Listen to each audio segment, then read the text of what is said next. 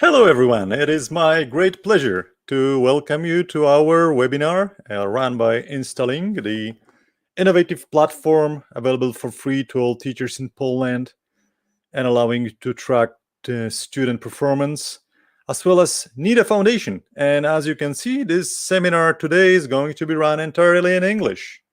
It is my great pleasure that we are going to have a special guest today. Marta Bujakowska is going to talk to you a little bit more about a flipped classroom, a very interesting methodology, really amazing stuff that I hope you will be enjoying a lot. And Marta is an absolute expert in the field. She asked me before we started that I do not really sugarcoat her bio, that I do not really talk about her much, but I think I really have to introduce my guest. And it's really amazing. We have somebody who has an MA from Vermont School for International Training, USA. We have somebody who has over 30 years of experience of teaching teachers how to teach English. She's been teaching at all levels of Polish education, so she has absolutely the best experience to talk to you about the practical nuances, the crooks and nooks of how the actual education goes. So without further ado, I'm welcoming Marta to our stream. And well, what can I say? I mean, with such an expert here in the field, I really cannot really do much, but just to step aside and let you go. So good luck, have fun. And I'm really excited. I'm really very much looking forward to listening to your presentation today. Thank you. Thank you for the nice introduction. And welcome everybody. I don't know how many people to expect, but I think that many of you come from NIDA, from the NIDA Foundation, and I probably know many of you from our previous workshops. And as you know me, you can imagine how stressed I am now, as I am not a lecturer. I'm an active teacher and teacher trainer. And the thing I like best is to meet up with you face to face and do a workshop. And we would have done it if not the pandemics, of course. So I have to be brave and do it. I've been teaching for over 30 years, that's true, and I'm still going. So let's begin. Flipped classroom. What's that? As I don't know who is participating in this webinar, I don't know how experienced you are. And I would like you, if you could just type in chat whether you had some experience, whether it's not a very well-known term for you, or maybe you heard it somewhere, or maybe you've been practicing flipped classroom for some time.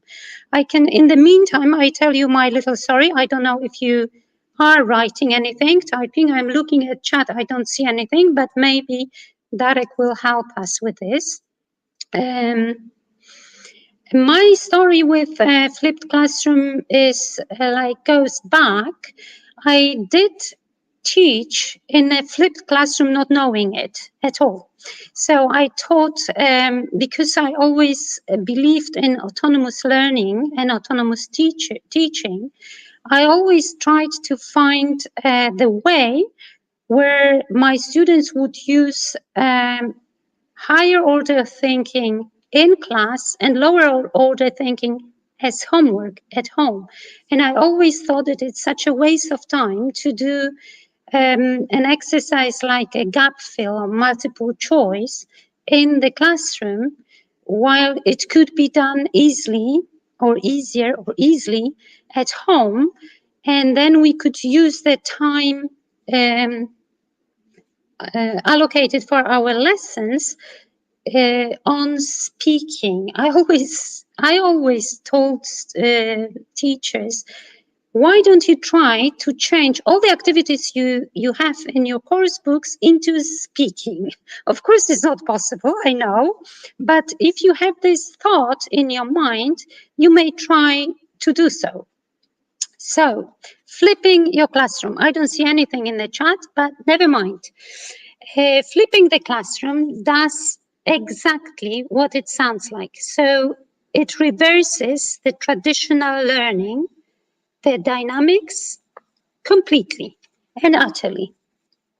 We will go on slowly. Okay. And my slide is not moving.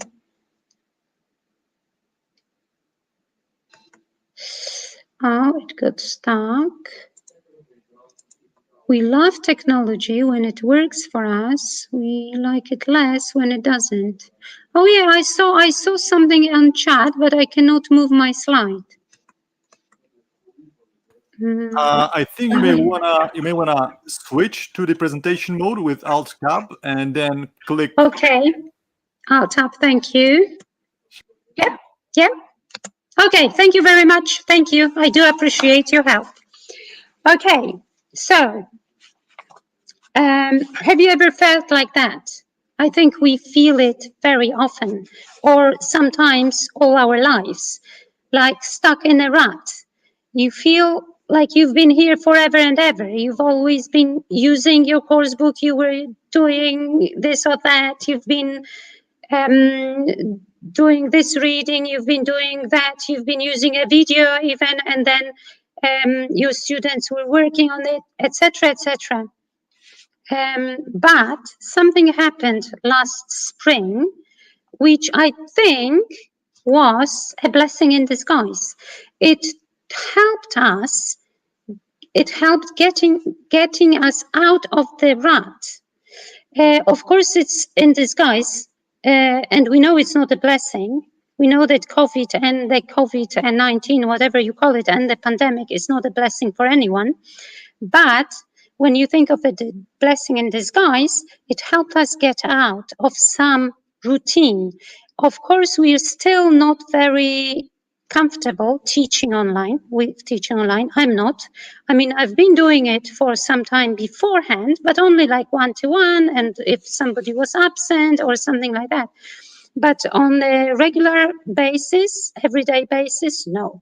And I'm a part of different teachers forums, and I can see that still even today, I read some complaints about online teaching and the equipment and this and that.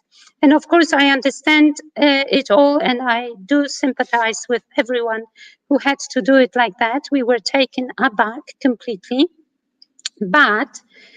And before we used technology, right? Everybody used technology. We used some tools to make our lessons more attractive. I think this was the basic thing, and also to be up to date with our students as we teach people younger than us, people who were born in the world with computers. And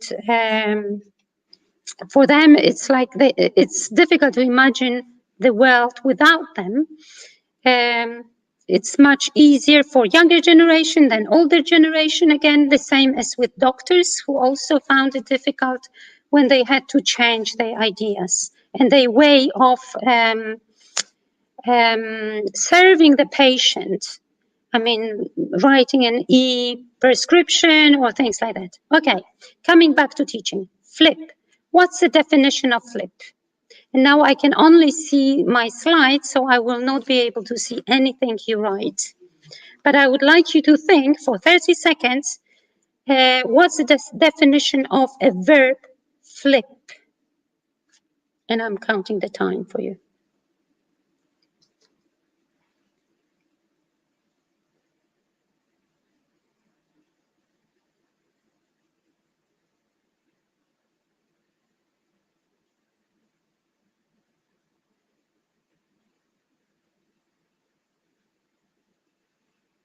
Okay, I'm sure you all have a definition, and let me share the definition from the Cambridge Dictionary. So, what happens if you flip something? You turn it over quickly, one or more times, and if something flips, it turns over quickly, like a coin. And this way, this is what's going to happen. We are going to turn our lives upside down. in this method or whatever approach, students don't learn new content in the classroom at all. But they still have their teacher as the instructor, but the instruction is happening at home. They learn from video and some other online resources in their own time and place. But of course, it's all in a way controlled by the teacher. On the other hand, problems and assignments that once might have been treated as homework now are tackled in the classroom while teachers offer the assistance and the personalized guidance. And I will talk about it more, how we are going to do it. And there are a number of advantages. So why not flipping it just right now? I mean, after the webinar, please. Okay, what's the definition? This is our definition of a flipped classroom. And I let you read it.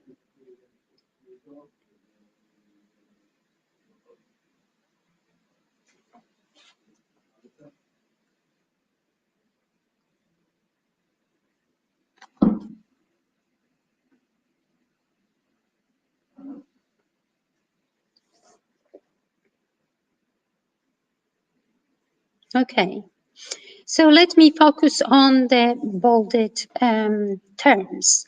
Blended learning, it's a mixture of in the classroom learning with electronic devices at home. Sometimes now I hear more and more often, I hear a term hybrid learning, especially used at universities where students come for classes only in the labs and have all the lectures available to them from the computer, either live streaming or recorded by their professors. In this way, if they're recorded, it would be flipped classroom. If they're streamlined, it's not quite the same thing. And student engagement. This is what we are talking about here. This is what we want. We want to activate our students. They are very often passive, right? You have them in your classroom. You do a lot of things. You want to entertain them even. And you don't see that they take it really as you give it to them. They not engage. They engage with their devices very often. That's why they're forbidden to use at school. But you want their engagement. You want their active learning. And I believe that in flipped classroom, you can see it more and more often and more of it. What about mixed levels? We have a problem with this, and I think majority of teachers have problem with mixed levels. How it is dealt with in the flipped classroom is that they do things at their own time and at their own pace. So they can watch a video you assign as homework many times. They can even slow it down if they are lower achievers. For higher achievers, they will be done in 3 minutes. But they come well prepared to the classroom because the lower achievers, watched it many times and they learned something, and higher achievers learned in 3 minutes, but they come to the classroom with something you assigned that is absolutely learned. Of course, if they understood it quite well, it's another thing, but this is what's going to happen in the classroom.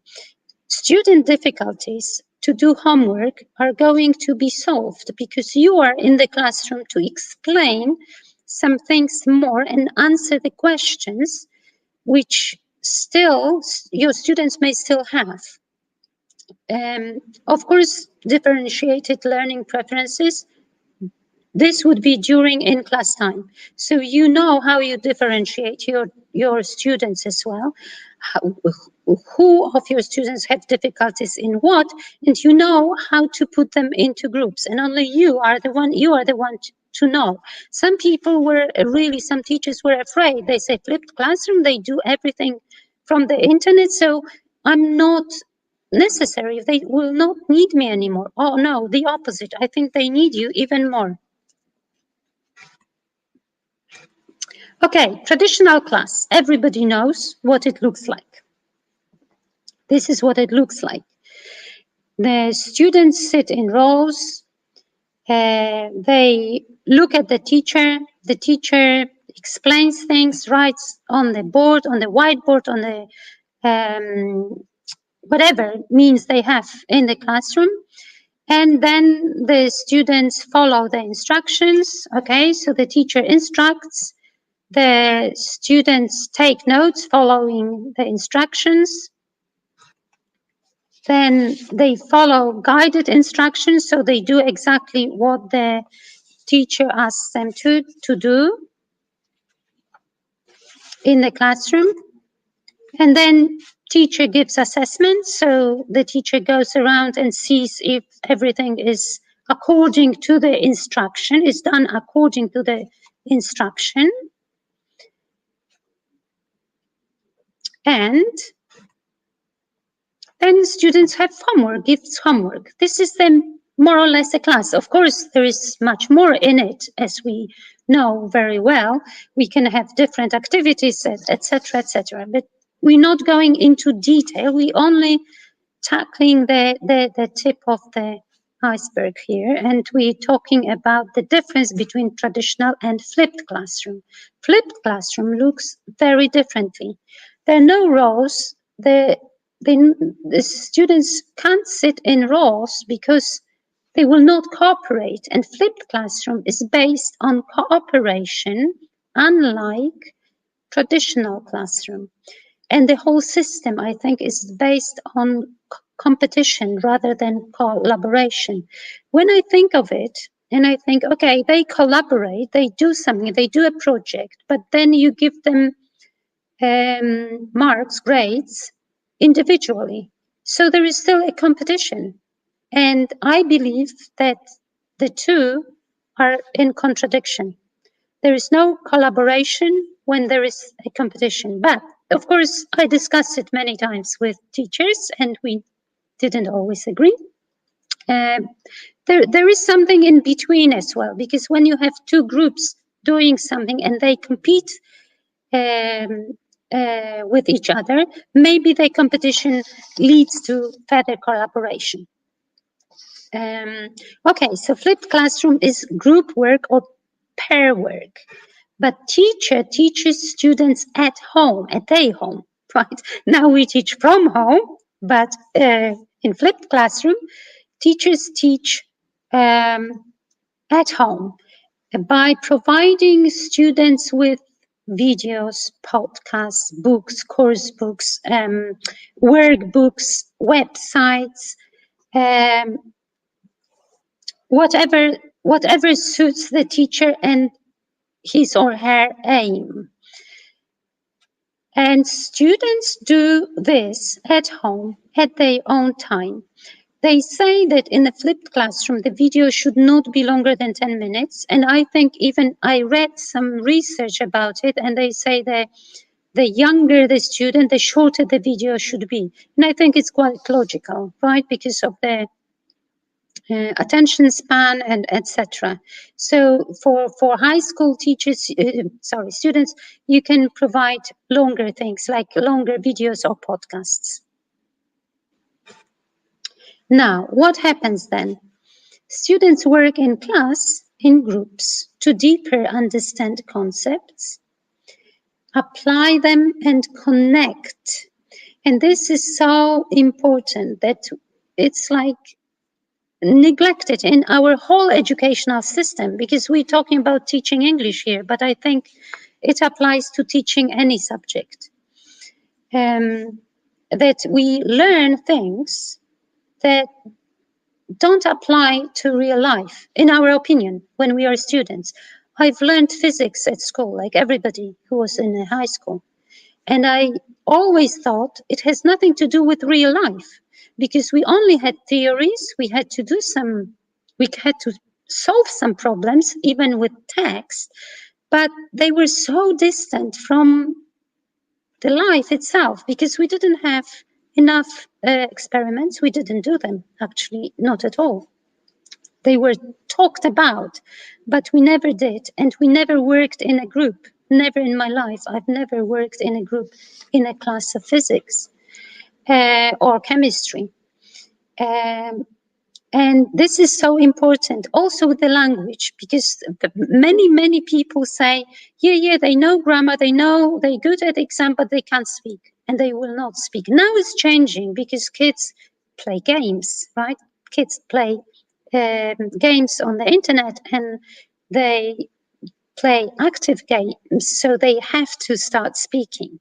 But why not using our classroom time and show them the connection? How can they do it? Let's say that you teach, I don't know, something, the airport or at the station or something like that. So let them learn the vocab they need, all the lexical items at home beforehand, and they come with the words already learned, plus they could do some exercises at home, like using InstaLink, for example. It's I've just learned it. Yeah, I heard about it some time ago, but I've never gone into it. And now, a couple of days ago, I took part in what was it, like a workshop, which taught me how to use the tool. And I think it's really excellent for Polish teachers, especially, teachers in Poland, because it is, you will have to look at it yourself, but it is organized the way that suits anybody, any teachers, those who teach from the course books, using course books, and there are a lot of course books which are very commonly used in Poland at the moment. And the vocabulary is divided into units and topics, so you can choose and pick whatever suits your teaching. And plus, there's some exercises children can do or students can do before they come to class. And there is also pronunciation. I made sure, because if you ask your students to learn vocabulary without pronunciation, you will have really something very interesting back in the classroom, that nobody would understand what they're talking about. So it's crucial, but it's there as well. So please check it out. And the connection. So, okay, there is let's say the station or something like that, the train station or the airport, and they come prepared with the vocabulary, and then you give them a task. They have to do a project or a presentation or a role play or a little sketch or skit for the rest of the class. And what your role is then, you go and help. You are there as a coach almost, or a little helper. They can ask you questions still, but then you know, if you in a traditional classroom, they ask you a question and you try to answer the question, you answer the question to the whole class, and maybe not the whole class has the problem with this particular issue.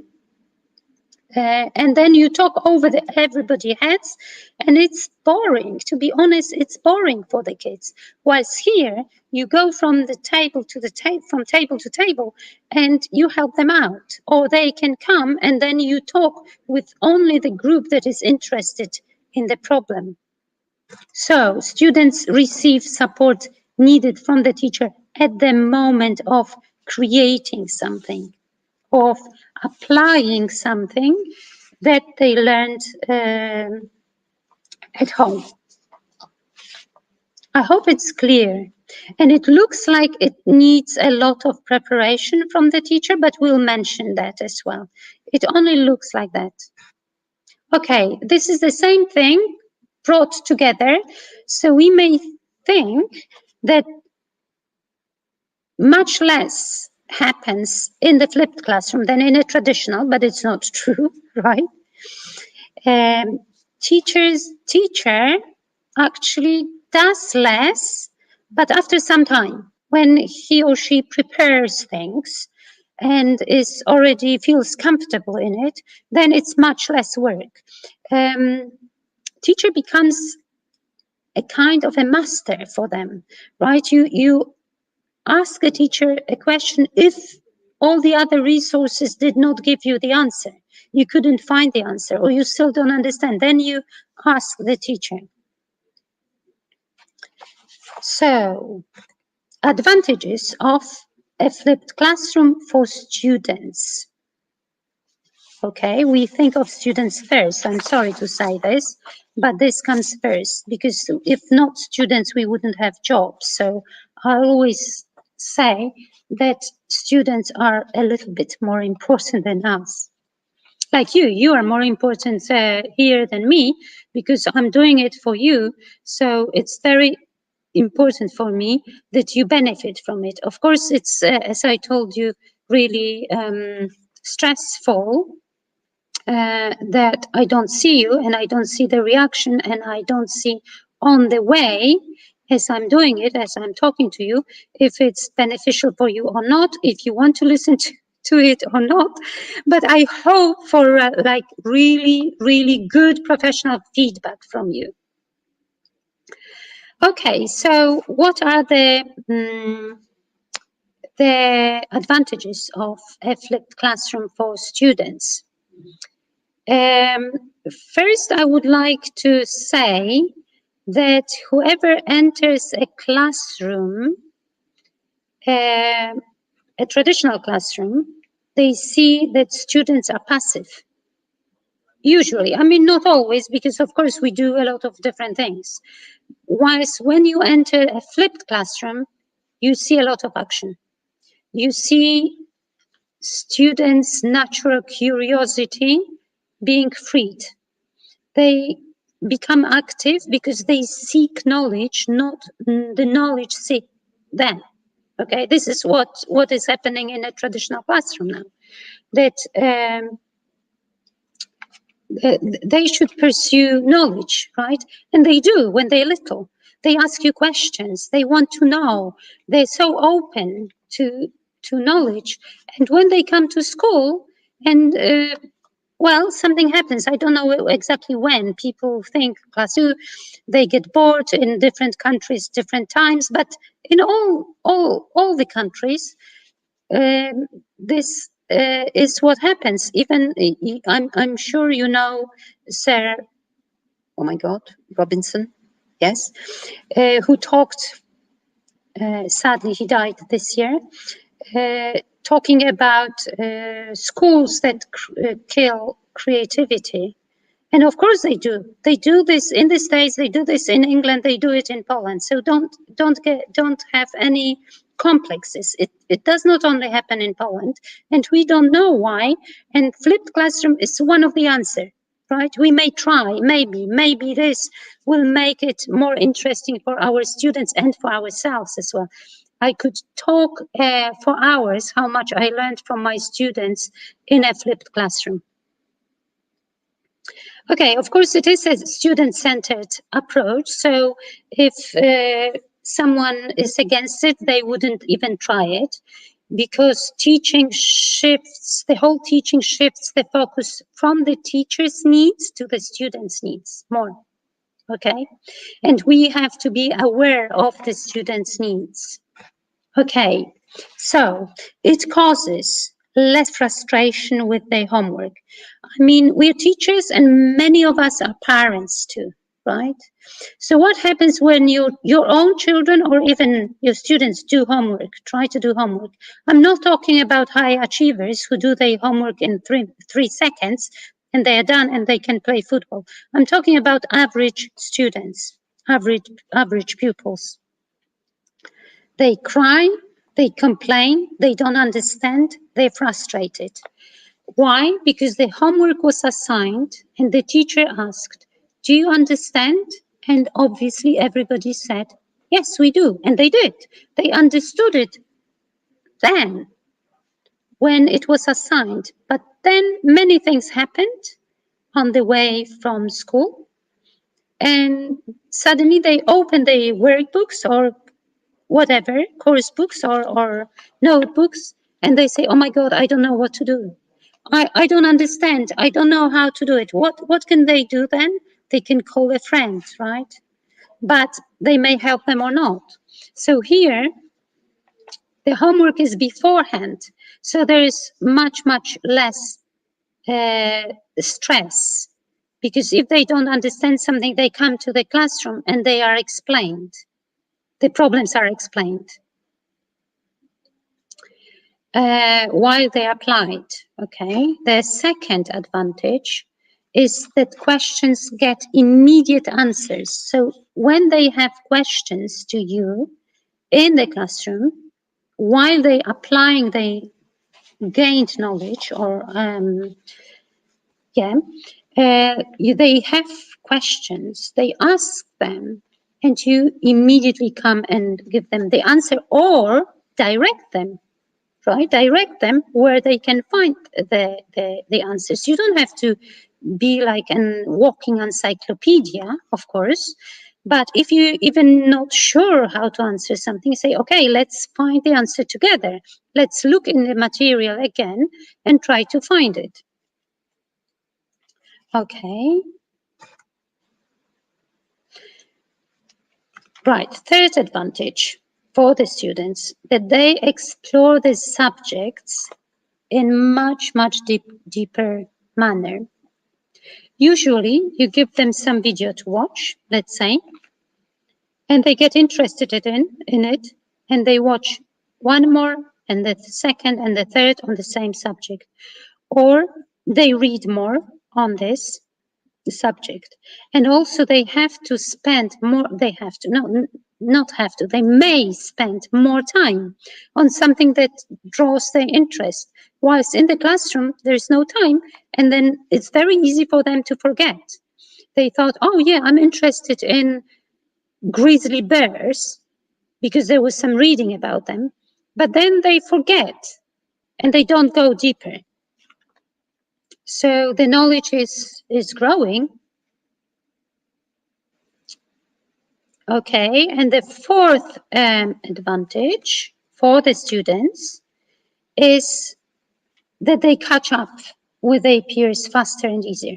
In case they are sick, they're ill, they don't come to the class, or any other reason why, or they even daydream in the class, but they come prepared. Remember this flip, right? They come prepared.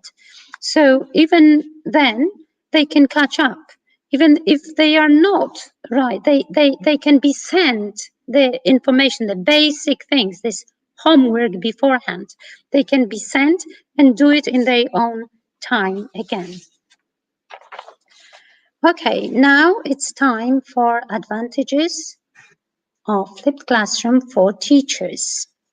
And here again, I want to assure you that you're not going to be thrown away out of the window. That, okay, teachers are not needed anymore. We had these discussions about robot or artificial intelligence in schools and things like that.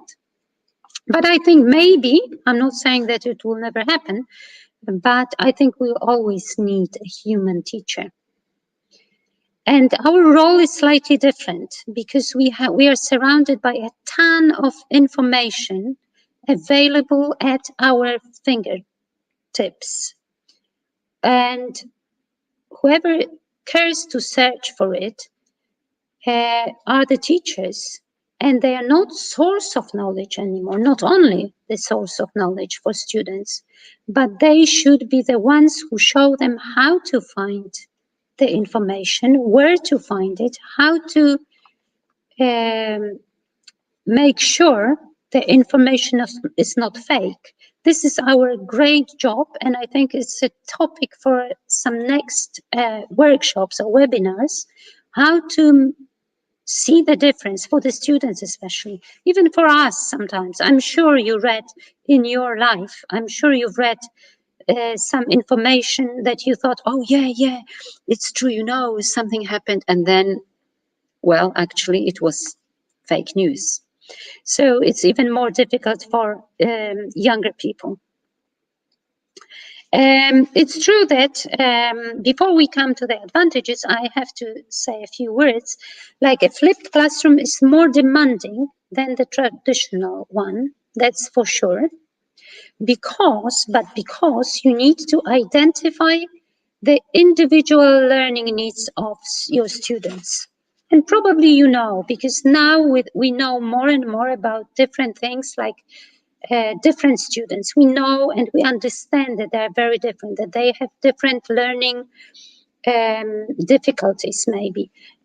I'm not talking about, even about those that are defined, like dyslexia or this something, but even fidgeting or something of the character of the student, right? So if you are able to identify the individual learning needs of your students, then you can make sure that they all use the class time being engaged with the learning process, because you know how to allocate different tasks for them. Because what they do in the classroom, they apply the knowledge in something that is close to their lives. It's something that is connected with their lives. So this can be harder than the traditional teaching model. But this is climbing out of our rut. Why sitting there for longer? I don't know, if someone is comfortable there, and yeah, let them stay there. They can be still wonderful teachers. I'm not saying that now everybody should flip their classrooms. Maybe not now, but maybe slowly and gradually. So let's look at our advantages. Support for students to understand better and to understand them through practical application. There's never enough to say it. We studied, right? We studied English philology, pedagogy, whatever direction you studied. And we came to the classroom first day, if you remember your first day in the classroom, and you felt completely unprepared to do it in practice. The same applies to doctors and many other professions, that people study for many years and then they don't know what to do with the knowledge, whether it's a classroom or a building site. Excuse me, my throat is drying out completely. Okay, so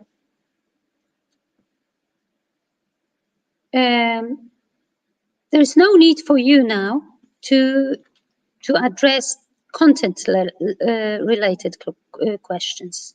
You can support them answering the questions about what they have to do with the content, because they know the content already.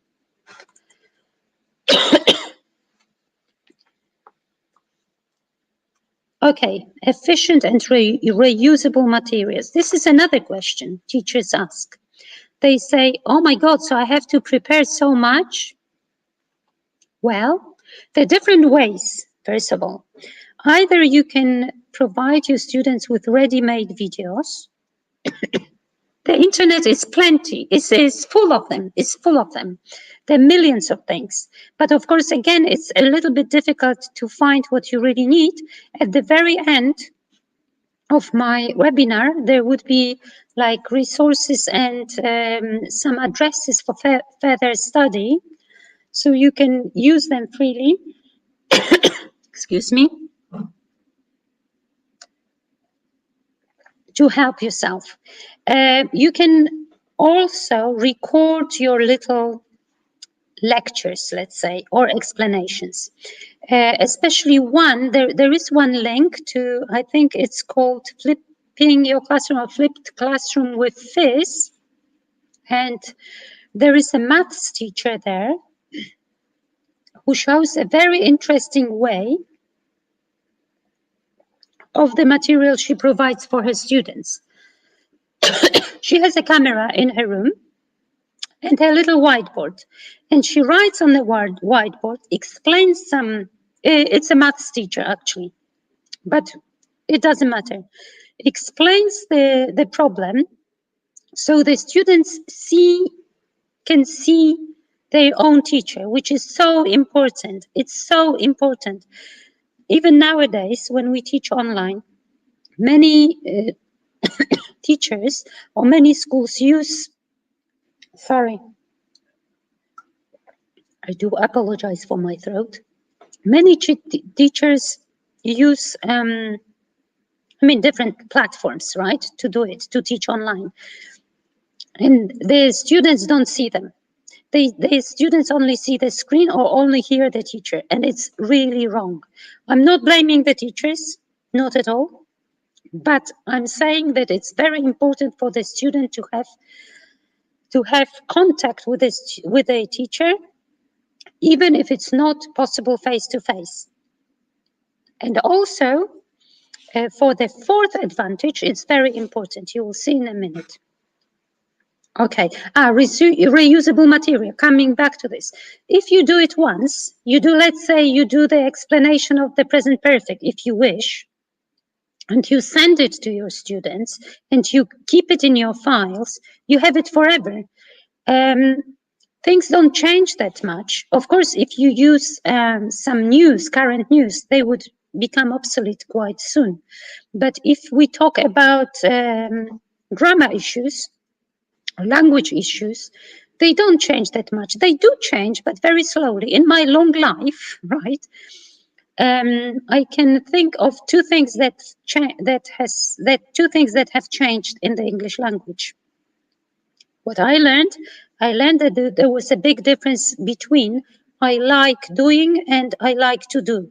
Now, new course books tell you, new grammarians, they say there's no difference, or each other and one another.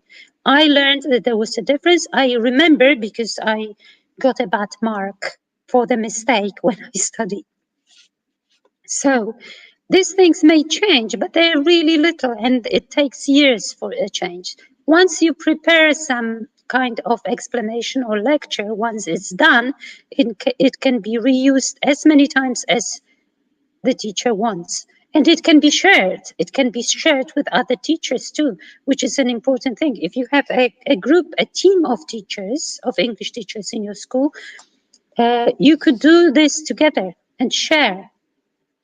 Okay, number 3, the flipped classroom gives more freedom to decide. So you are the one who decides how much time you spend on a given topic, on a given student, on a given skill.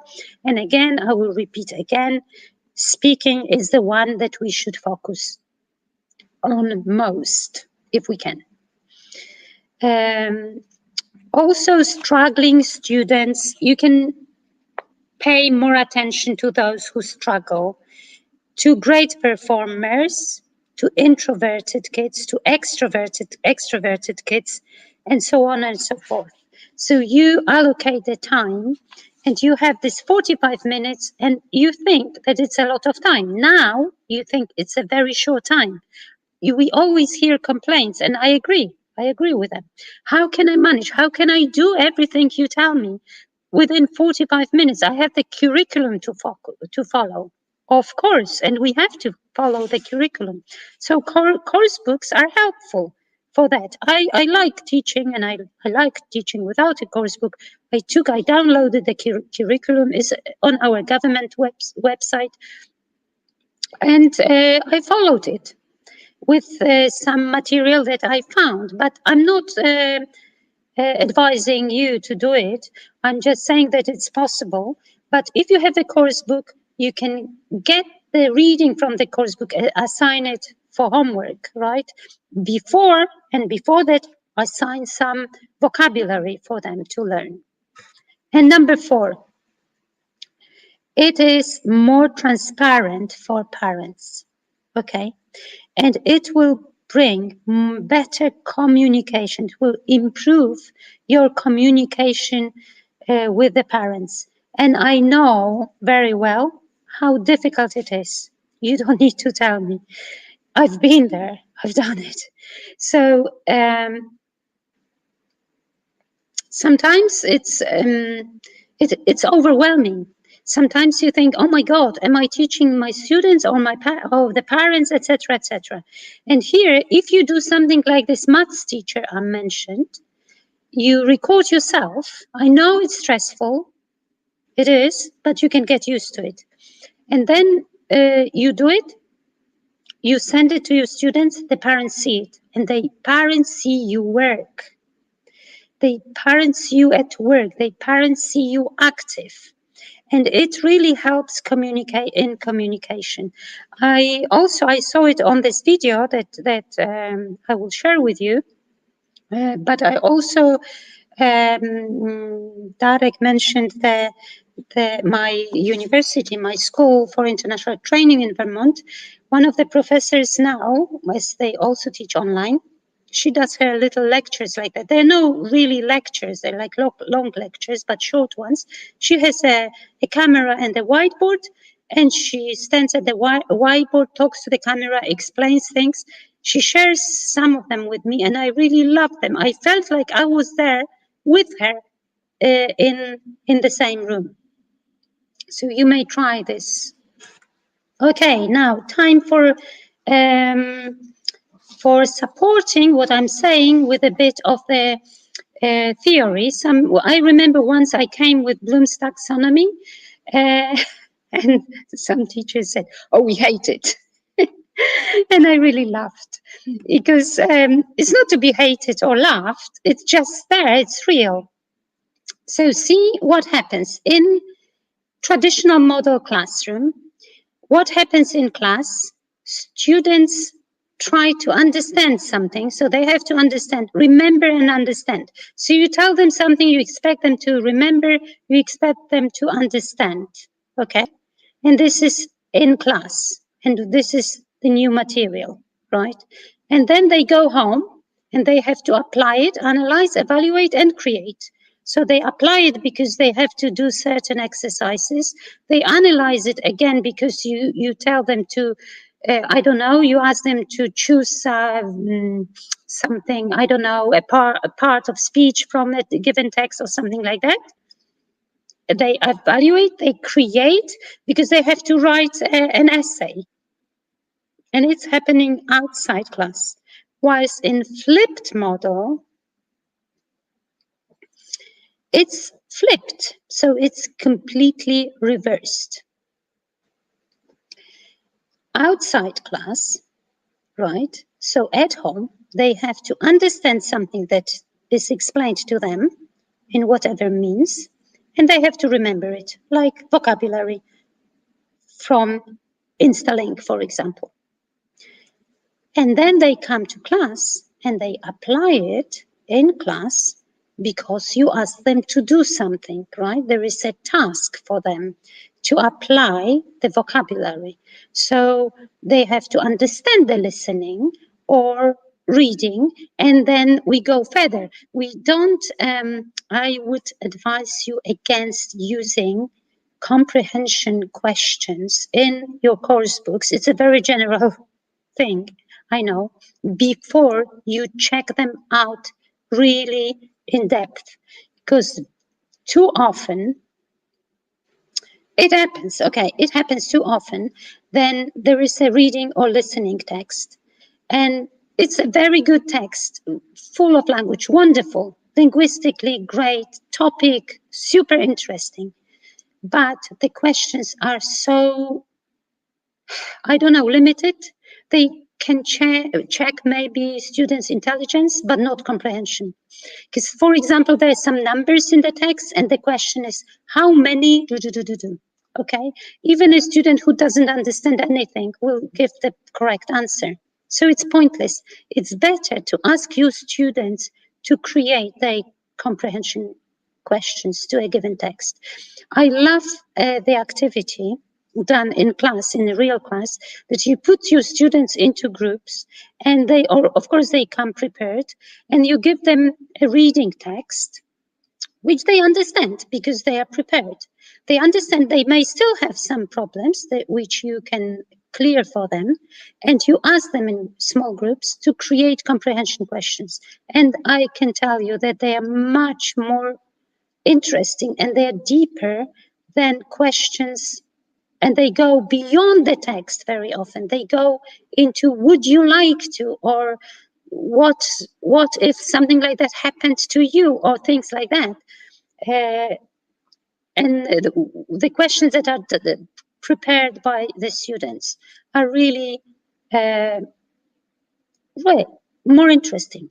Then you change the tables, so you give the text to, you go clockwise or whatever way, and they have a new text, right? Their little group has a new text, and they have to answer the comprehension questions prepared by the other students. And then in this way, they have 4 texts and really great questions, and they go much, much deeper in the topic, the given topic. That can be based on grammar or language or lexis. It's up to you. We're not going to talk about these details today. So this is a great liaison between flipped learning and active learning. I really love it, and I think this is the biggest benefit ever from flipping the classroom, that your students become really active.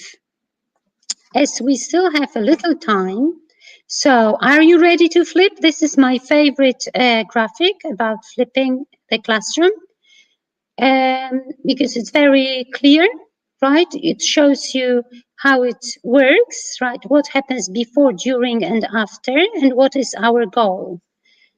Okay.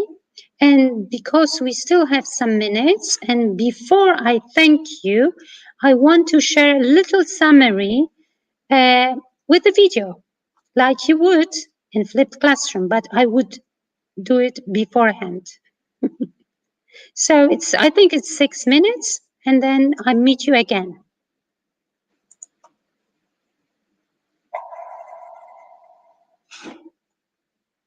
Blended learning is a way of teaching that combines online resources with in-person instruction to create a more personalized learning environment.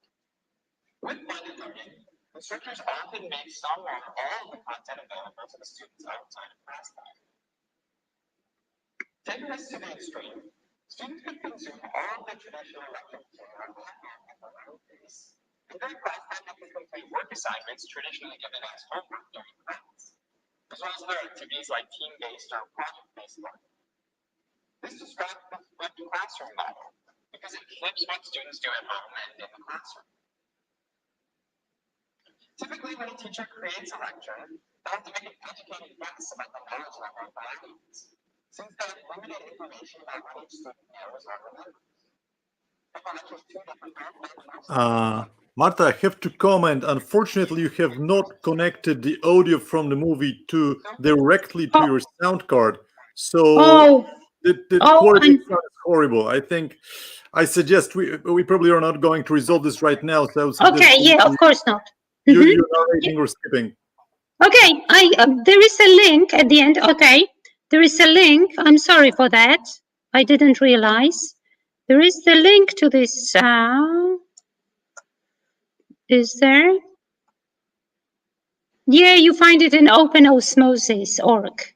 Okay, so everybody can have a look and see the summary of it in a different form. Of course, he's talking about blended learning more than flipped classroom, but it goes together. I mean, we can discuss the differences at some other time. Okay, so I will thank you now, and I wish you good luck with flipping your classrooms. If you have questions, there is time for them now, and I leave the resources and further studies. I'm sure you can further studies. Okay, I'm sure you can you will have access to the slide, to my slides, and especially this last slide, or you can print screen or whatever to save it, because it's like additional information. I especially recommend the second one, Flipped Classroom When Teaching Online by Russell Stannard, because it's so up to date, and it may be really helping you with still online teaching. And we don't know, we may go back to schools, but again, we don't know how long for. So we should be prepared to feel more comfortable next time something like that happens. So thank you very much. Thank you so much. It's been really informative, and I have to say it's been a really great pleasure to host you here. If there are any questions from the audience, I think we can always use chat for that. There's one comment that is actually quite relevant right now. The website you've referred to, openosmosis.org, does not seem to be working. So we'll get back to you. Obviously, we cannot really check it right now, but we'll get back to you and we'll post it in comments. Are there any other questions from the audience? I see a lot of thanks, a lot of thank yous. Thank you very much. Thank you. I can see them now. Okay, thank you. So this is really great. Thank you so much as well. I think it is a wonderful thing that you're doing here. Really appreciate the seminar. Just as a short reminder, everybody who wants to get a certificate, you need to participate in at least 3 webinars. We're having about 9, I think, or 10 even this semester. But you need to participate in 3 and make sure that your name is on the list of participants. It's really important because we were checking this later. We do not want to give it away to everybody. And one final thought: you need to be teaching with Instalink to receive the certificate. This is not like a very difficult requirement to achieve, because you can still sign up, so it's not an issue. Thank you so much. Thank you. A great audience. We at the peak we had almost 400 people watching. So awesome. Yeah, Marta, good job. I mean, good job. Amazing. Oh my God. Thank you, everyone. Yeah, love you all, and take care, and Yes. hope to talk to you. I hope to see you again, or to be with you again, I should say. Absolutely. Looking forward. Take care. Yes. Bye-bye. Bye.